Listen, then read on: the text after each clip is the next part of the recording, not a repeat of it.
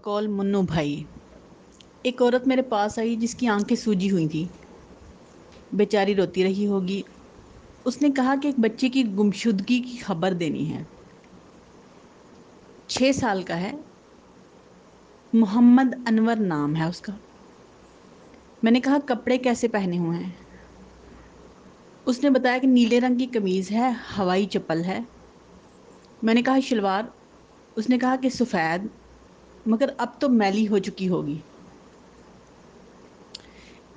उस औरत की इस बात से मेरे जहन में एक अजीब सी बात आई कि अगर उस बच्चे का बाप होता और ख़बर लिखवाता तो उसने सफ़ेद शलवार ही लिखवानी थी।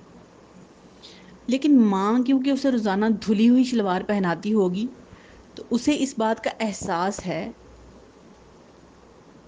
कि अब तो मैली हो चुकी होगी। उससे मुझे ये एहसास हुआ कि औरत और तरह सोचती है, मर्द और तरह सोचता है। इस बात ने मुझे एक नया एहसास दिया कि चीज़ों को और हालात को औरत की निगाह से देखना भी बहुत अहम है।